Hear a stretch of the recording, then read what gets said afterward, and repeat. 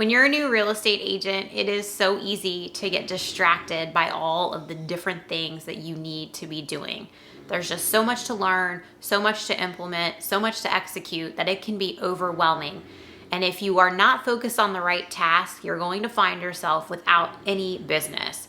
So what are the must-do things that you should be focused on when you're a new real estate agent? Stay tuned, we're gonna get after it right now. If this is your first time on the channel, my name is Amanda. Welcome, I'm happy you're here. If you're one of my returning viewers, welcome back.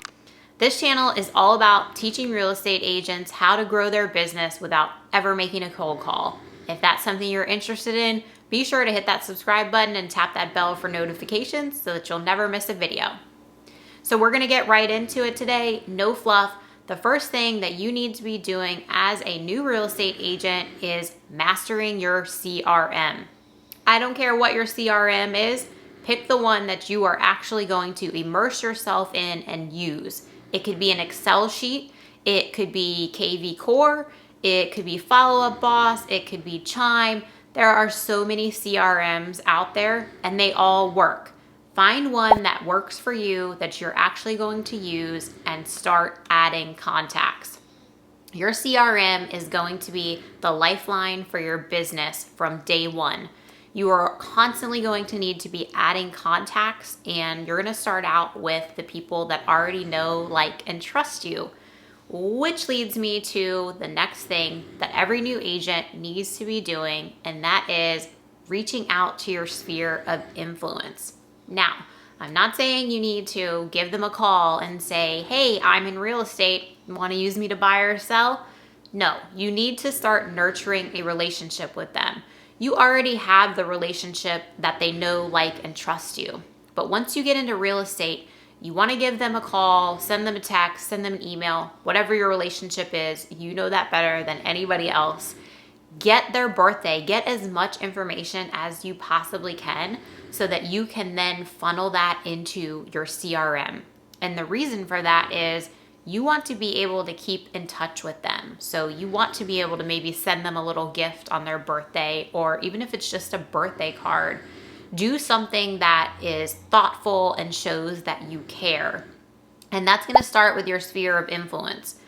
You're then going to build that database that we've been talking about to include people that aren't just in your sphere. You're going to keep adding into your sphere so that you can keep pouring into these relationships. The more you give, the more you get. Next up is social media. Love it or hate it, I truly believe when you're in real estate, you have got to be on social media. It is such a simple way, not easy, but simple way for you to reach the masses. It's not a one-on-one interaction, it's a one-on-many interaction, and over time, that builds leverage. When you're starting out as a new agent though, I recommend picking one platform to truly focus on and master. When you're trying to focus on Facebook, Instagram, TikTok, YouTube, LinkedIn, it's overwhelming and it typically causes analysis paralysis and then nothing is really happening. So I recommend whichever platform you are most comfortable with, start with that one and start consistently posting. Now, define consistent. It really depends on your schedule and your ability to stay consistent. So I probably would not recommend saying, I'm going to do it 7 days a week. Now, maybe you're already super active on that platform. In that case, that would be achievable. But if you are just getting into real estate and you know you're going to have to be coming up with content, probably 2 to 3 times per week is a more realistic goal. And then you can always build from there. The better that you get at creating content, the more comfortable you get, and eventually maybe you can outsource some of it so that you can give yourself some more leverage. Whatever you do though, pick a platform, master it, understand its algorithm, and post consistently. Next up on the must-do list is create video content. And I know that does not come naturally for some of you all. I would even border on saying it doesn't come naturally to any of us. But video is here to stay in a big way, and it really is a fantastic outlet to share not only what you're doing on a day-to-day basis in real estate as you grow your business, but it's also a great opportunity to share with your audience who you really are as a person. And what that does is over time, don't worry about how many likes you're getting or comments. People are watching what you put out. And you might find in 6, 12 months down the road, somebody has consumed all of your video content. They're ready now to buy or sell, and they reach out and they already want to work with you. It is the warmest lead you can get, aside from it being, a referral or someone you already know, because they feel like they've gotten to know you after all of the videos they have consumed. It can be scary at first. Typically, if I have an agent who is nervous about producing and putting out videos, start in your Instagram or your Facebook stories, whichever one you're more comfortable with. They disappear after 24 hours. So even if you cringe when you watch it, don't worry about it. It's only going to be up for 24 hours. And the more you do it, the more comfortable you'll get with it. Next up is establish yourself in a neighborhood. Typically, the best way to do this is the neighborhood you already live in, because you already know at least some people in that neighborhood, and you certainly know the lay of the land, the average price point, the floor plan, the lot sizes, etc.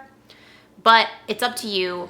Bottom line though, you want to establish yourself in a neighborhood because you want to become the expert in the neighborhood. You want to know every single thing that's going on there, and I mean every single thing. You always want to know what homes are for sale, what homes are in pending, what's already sold, as I just mentioned, price point, floor plan, lot sizes, the HOA or the condo if there is one, what their rules are. Know that neighborhood inside and out. And then what you're going to do from there is focus on hosting an open house in that neighborhood. And you're probably thinking, well, I don't have a listing, so how am I going to host an open house? Not to worry. If there is a property for sale in the neighborhood that you are looking to establish yourself in, contact that agent and ask if you can hold it open for them.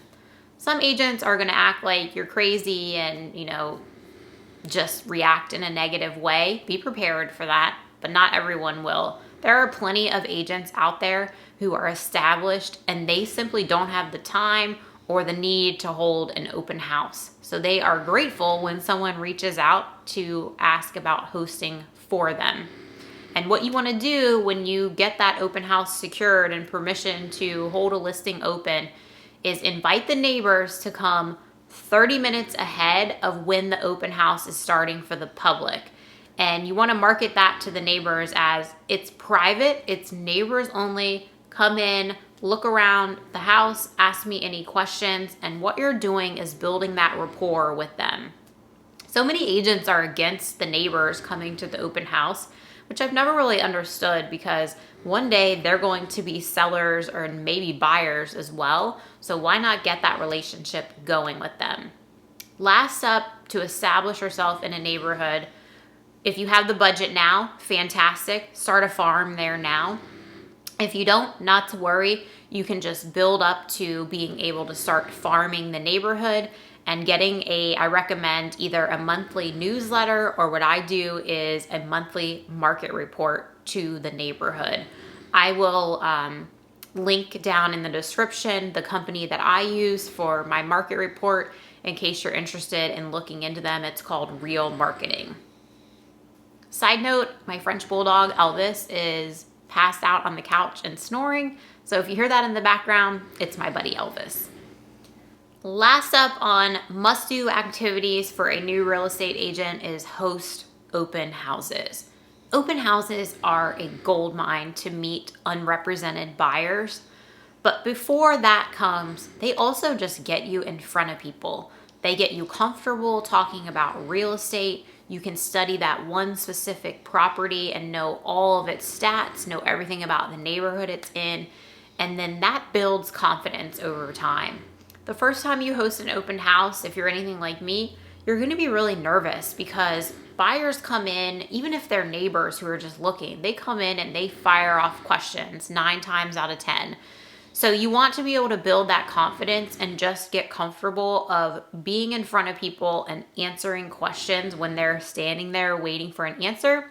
Don't worry though, you can always say, I don't know, and I'll get back to you. There is nothing wrong with doing that.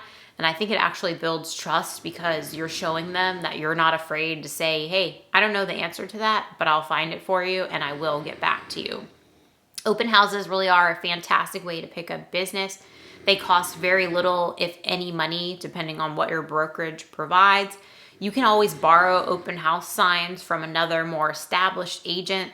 And really the only investment is your time, and you're putting yourself out there, getting yourself in front of unrepresented buyers. You always want to follow up with those and keep in touch with the ones who aren't represented, and it won't be long before you find you've picked up a client because of it.